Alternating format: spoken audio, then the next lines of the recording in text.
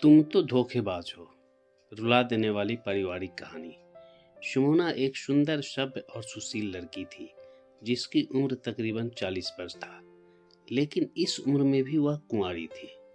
एक दिन की बात है कि सुमोना बहुत ही खुश हुई थी। उसने तो कभी सोचा ही नहीं था कि वह अब कभी दुल्हन बन भी पाएगी। बालकनी पर खड़े खड़े दुल्हन के लिबास में वह अपने दूल्हे का इंतजार कर रही थी। जिस उम्र के पड़ाव में महिलाएं अपने बच्चों के भविष्य की चिंता करती है, उस उम्र में सुमोना सिर्फ अपने दुल्हन बनने का सपना देख रही थी।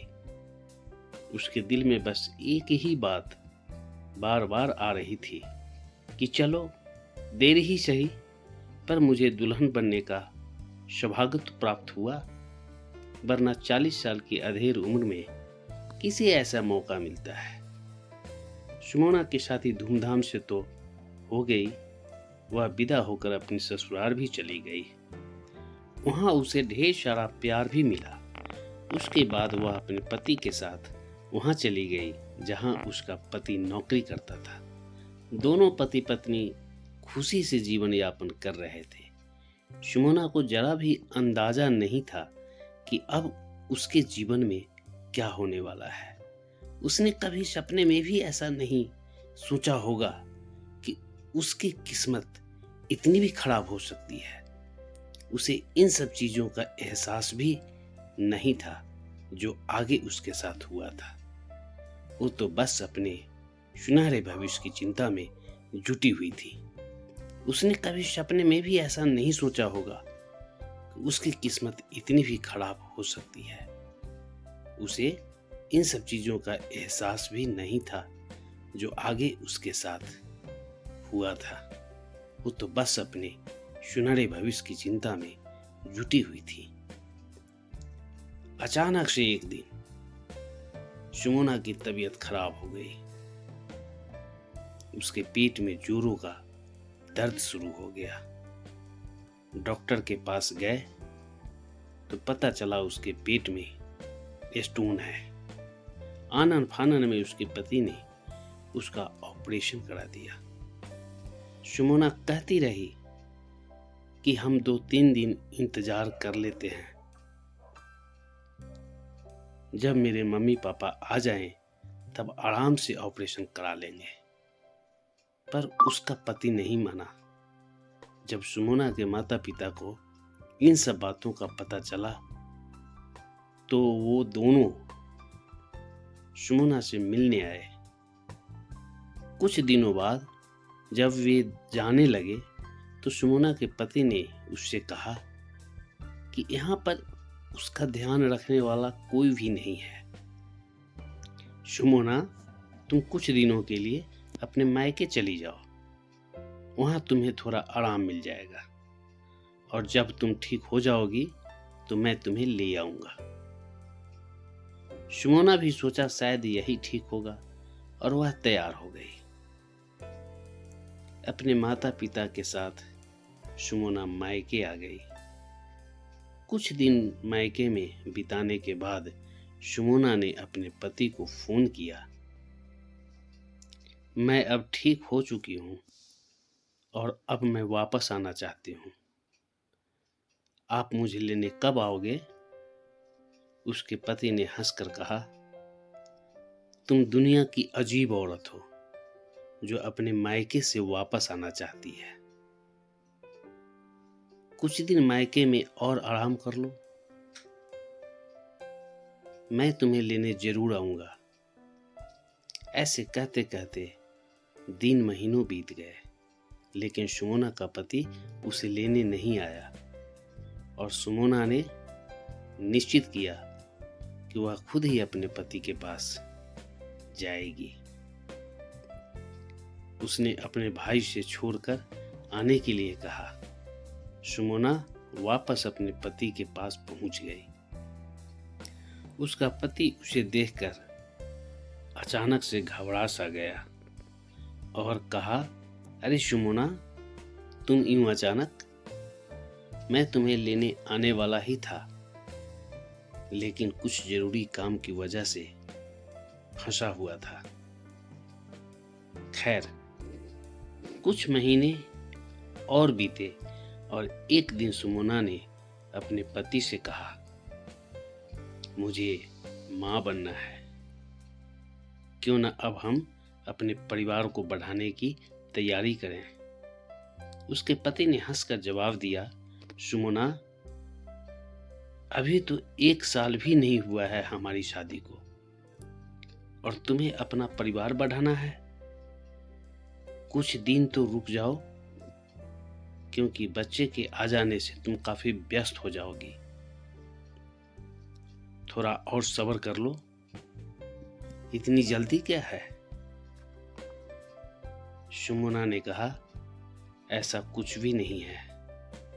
दरअसल हमारी शादी काफी लेट हुई है और उस पर भी अगर मैं समय से मां नहीं बनी तो शायद आगे चलकर मुझे काफी तकलीफों का सामना करना पड़ेगा।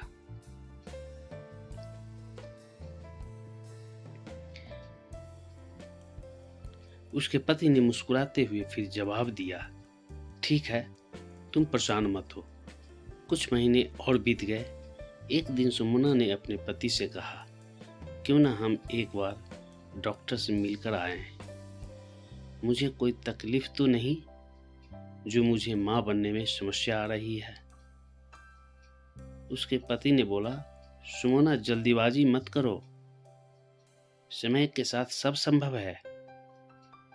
सुमोना के दिमाग में कुछ तो चल रहा था। उसने सोचा, उसका पति तो हर बात हंसी में टाल देता है, क्यों न वह खुद ही डॉक्टर से मिलकर आए।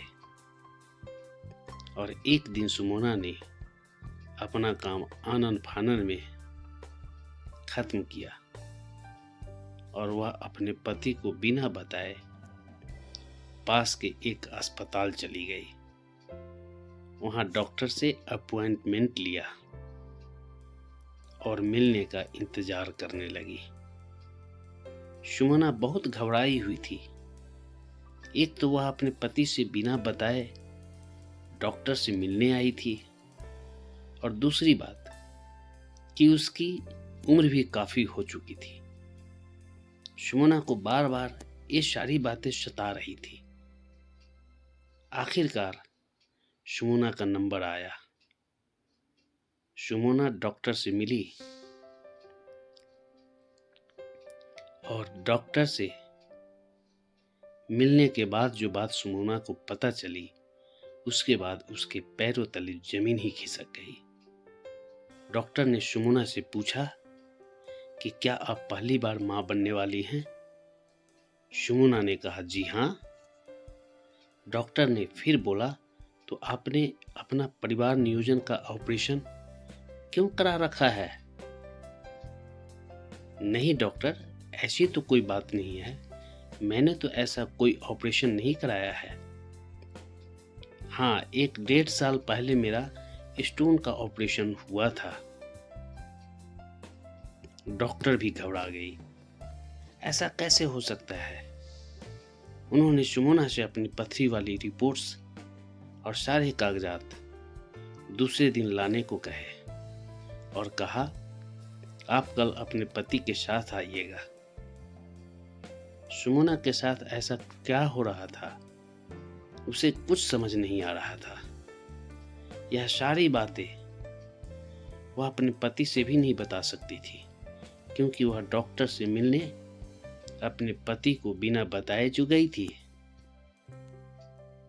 बार बार सुमोना के दिमाग में ऐसे भी ख्याल आ रहे थे कि कहीं वह गलत डॉक्टर के पास तो नहीं चली गई। जिस डॉक्टर को वह दिखा रही है, क्या वह डॉक्टर सही भी है या नहीं? खैर, दूसरे दिन सुमोना अकेले ही अपनी सारी रिपोर्ट्स लेकर डॉक्टर के पास पहुंची। डॉक्टर ने उसकी रिपोर्ट को देखते हुए बताया कि जब तुमने अपना पथरी का ऑपरेशन कराया था,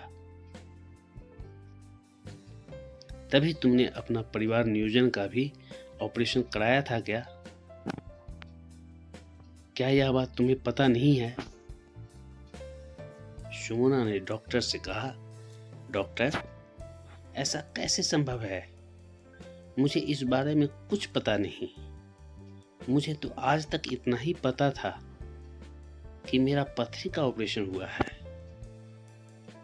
डॉक्टर ने उसे बताया कि उसकी रिपोर्ट में साफ साफ ये लिखा है कि पथरी के साथ साथ उसका परिवार नियोजन का भी ऑपरेशन किया जा रहा है। सुमोना अस्पताल से निकली और रोते बिलखते घर पहुंची। उसे अब सब समझ आ रहा था कि उसके साथ ऐसा क्या हुआ था और क्या होने वाला था।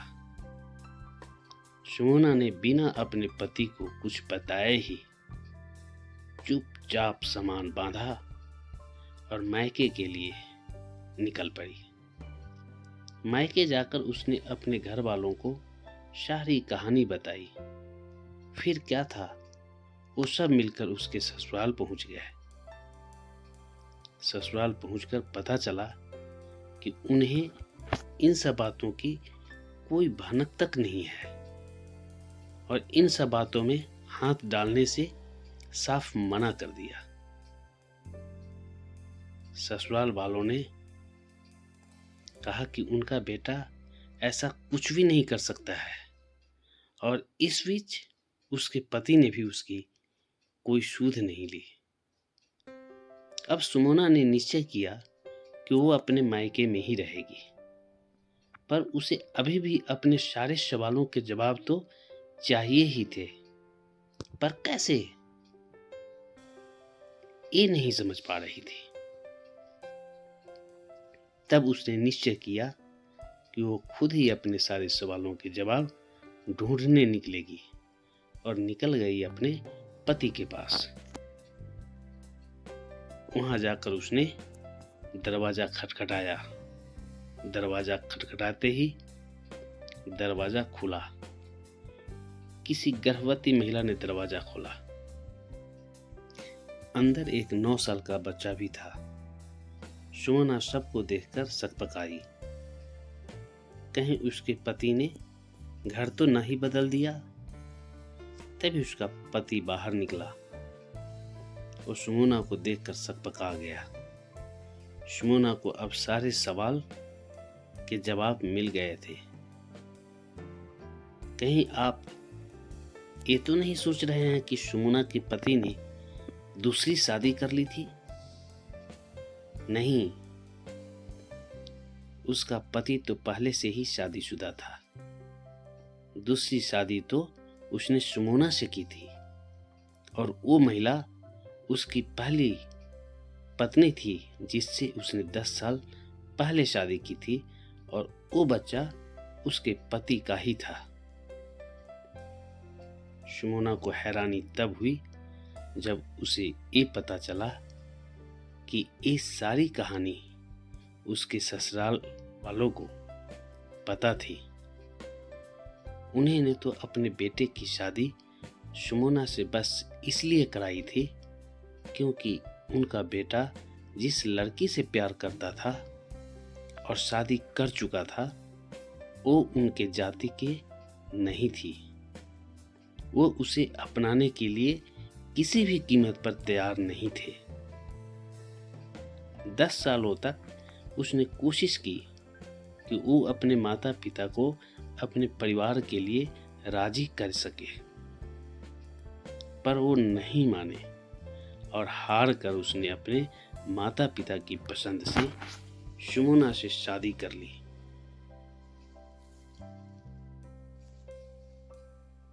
पर इस बीच वो अपने प्यार को नहीं भुला पाया और लगातार अपनी पहली पत्नी से मिलता रहा।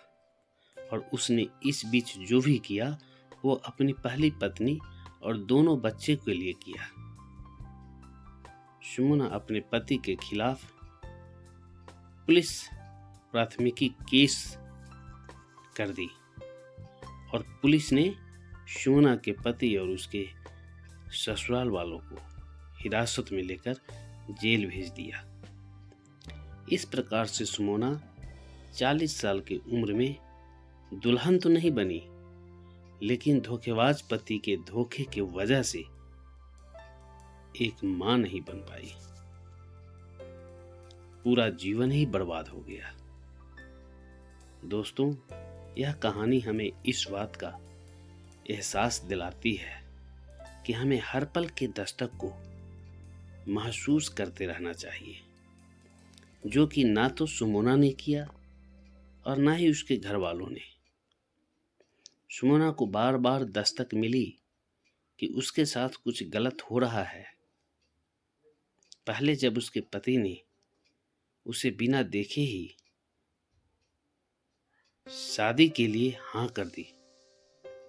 दूसरा, जब उसके पति ने जल्दबाजी में उसका ऑपरेशन करा दिया। तीसरा, जब वो उसे लेने नहीं आया। और चौथा, जब वो उसे मां नहीं बनने देना चाह रहा था। सुमोना को पहली दस्तक में ही अंदेशा लगा लेना चाहिए था कि उसके साथ कुछ तो गलत होने वाला है, पर उसने लगाया नहीं। इसलिए हमें अपने चारों तरफ के दस्तक को महसूस करते रहना चाहिए, और कहीं भी कभी भी आपके साथ या किसी के भी साथ कुछ गलत होने का अंदेशा लगे तो खुद को और सामने वाले को आगाह कर देना चाहिए। दोस्तों, मैं अपने सभी दर्शक और सब्सक्राइबर को तहे दिल से धन्यवाद करता हूँ कि आप सभी ने मुझे ढेर सारा प्यार दिया है, और आशा करता हूँ कि आगे भी आपका प्यार मुझे मिलता रहेगा। दोस्तों, अगर हमारे वीडियो की कहानी आप सभी को अच्छा लगता है तो please KS Story video channel को सब्सक्राइब, लाइक ज़रूर करें और वीडियो शेयर भी करें। और हाँ, आप हमें अपना बेस्ट सुझाव कमेंट के द्वारा ज़रूर दें। प्रिय दोस्तों, मुझे आपकी मदद की ज़रूरत है, इसलिए प्लीज़ आप मेरे चैनल को सब्सक्राइब करके अपना अनमोल प्यार दें। धन्यवाद।